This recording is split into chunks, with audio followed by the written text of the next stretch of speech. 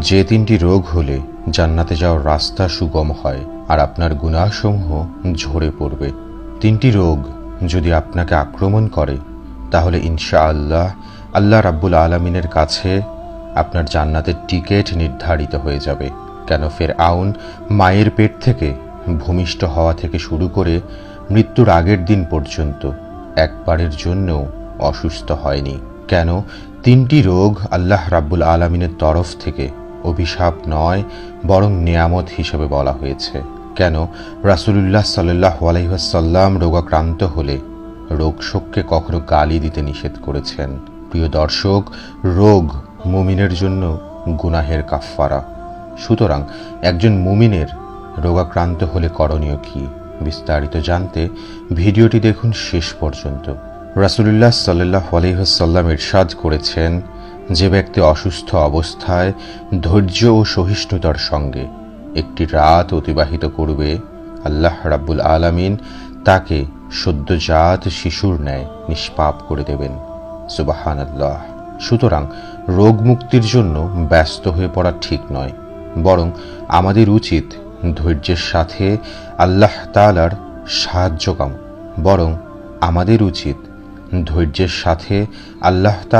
সাহায্য কামনা করা।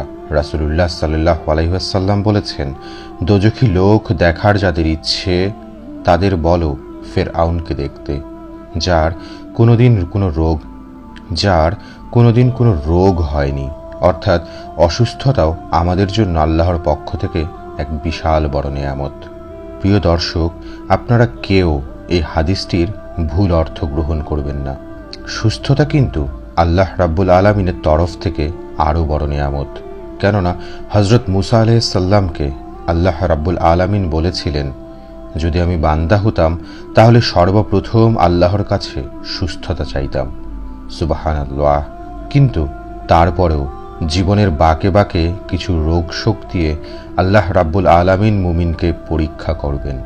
কিন্তু তারপরেও জীবনের বাঁকে বাঁকে কিছু রোগ শোক দিয়ে আল্লাহ রাব্বুল আলামিন মানুষকে পরীক্ষা করবেন আর এর মাধ্যমে বান্দার গুনাহগুলোকে ক্ষমা করে দেবেন। মূলত এই হাদিস দ্বারা একজন বিশেষ ব্যক্তিকে ইঙ্গিত করা হয়েছে, আর তার নাম হলো ফেরআউন, যে কিনা মায়ের পেট থেকে ভূমিষ্ঠ হওয়া থেকে শুরু করে মৃত্যুর আগের দিন পর্যন্ত পুরো জীবনকালে একবারের জন্য অসুস্থ হয়নি। রাসূল সাল্লাল্লাহু আলাইহি ওয়াসাল্লাম বলেছেন, নিশ্চয়ই কোনো মুমিনের যে রোগ হয় তার বিনিময়ে আল্লাহ তার পূর্বের সমস্ত গুনাহ মাফ করে দেন। যে তিনটি রোগ আল্লাহ রাব্বুল আলামিনের পক্ষ থেকে তার বান্দার জন্য অভিশাপ নয় বরং নেয়ামত, আর সর্বপ্রথম সেই রোগটি হচ্ছে জ্বর ও সর্দি। এই সর্দি জ্বরে আমরা অধিকাংশ মানুষই ভুগে থাকি। হাদিস শরীফে এসেছে, সর্দি জ্বরের মাধ্যমে আল্লাহ তাআলা মানুষের শরীর থেকে বিষাক্ত জীবাণু বের করে দেয়। বিশেষ করে যার সর্দি হবে সে কোনোদিন পাগল হবে না। সুবহানাল্লাহ। দ্বিতীয় যে রোগটির কথা বলা হয়েছে হাদিস শরীফে, তার নাম হলো চুলকানি, যাকে আমরা বর্তমান চিকিৎসা বিজ্ঞানের ভাষায় অ্যালার্জি বলে থাকি। আর এই রোগ আমাদের দেশের অধিকাংশ মানুষই ভুগে থাকে। বিশেষ করে ধুলাবালি, বিষাক্ত পলিউশন থেকে এই রোগ হয় বলেই মেডিকেল বিশেষজ্ঞদের মতামত। কিন্তু হাদিস শরীফে এসেছে, যার চুলকানি রোগ হবে, সারা শরীর কম বেশি চুলকানি থাকবে, সেই ব্যক্তি জীবনে কোনোদিন কুষ্ঠরোগে আক্রান্ত হবে না, এমনকি তার কোনোদিন শ্বেত রোগও হবে না। তৃতীয় যেই রোগটির কথা হাদিস শরীফে এসেছে তা হলো চোখ উঠা। চোখ উঠলে বিচলিত হবার কিছু নেই, কারণ হাদিস অনুযায়ী কোনো মানুষের যদি চোখ উঠে তাহলে বুঝতে হবে সে কোনোদিন অন্ধ হবে না। সুবহানাল্লাহ। আল্লাহর রাসূল উপদেশ দিয়েছেন, রোগ শোককে কখনো গালি দিও না। কেননা আল্লাহর একজন নবী হযরত আইয়ুব আলাইহিস সালাম দীর্ঘ 12 বছর কঠিন দুরারোগ্য ব্যাধিতে আক্রান্ত ছিলেন, অথচ এই সময়ের মাঝে একটি মুহূর্তের জন্য তিনি আল্লাহকে ভুলে যাননি, তার রোগ শোককে গালি দেননি। তিনি ছিলেন একটি সাম্রাজ্যের রাজা, কিন্তু আল্লাহ রাব্বুল আলামিন জৌলুস ও খ্যাতির পরে তাকে একটি কঠিন পরীক্ষায় নিমজ্জিত করলেন। সুস্থ হওয়ার পরে রাজা মসনদে বসা হজরত আইয়ুব আলাইহিসসালামকে বয়োজ্যেষ্ঠ এক প্রজা প্রশ্ন করলেন, হে আইয়ুব, তোমার কি নিজের কষ্ট এবং যন্ত্রণার কথা স্মরণ আছে? তখন উত্তরে হজরত আইয়ুব আলাইহিসসালাম বললেন, সেই সময়গুলো এখনকার সময়ের চেয়েও শ্রেষ্ঠতর ছিল। এই কথা শুনে সেখানে উপস্থিত সবাই অবাক হয়ে যান। তারা বলেন, হে আইয়ুব, আপনি কি আমাদের সাথে মশকরা করছেন?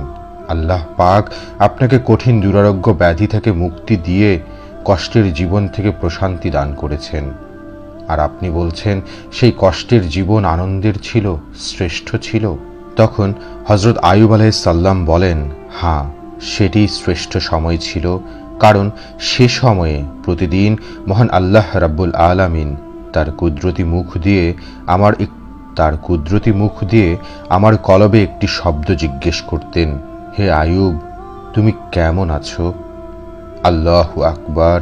সেই একটি শব্দ আমার কলবে এতটা প্রশান্তি, এতটা উল্লাস পেতাম যে সেই একটি শব্দ আমার কলবে এতটা প্রশান্তি, এতটা আনন্দ পেতাম যা আমি এই রাজ্য 12 বছর শাসন করেও পাব না। সুতরাং রোগাক্রান্ত হলে অধৈর্য হবেন না, আল্লাহ রাব্বুল আলামিনকে অনবরত স্মরণ করতে থাকুন, কারণ রাব্বুল আলামিন এই রোগ শোকের মাধ্যমে আপনাকে গুনাহ মুক্ত করবেন। আমিন। কারণ আল্লাহ রাব্বুল আলামিন এই রোগ শোকের মাধ্যমে আপনার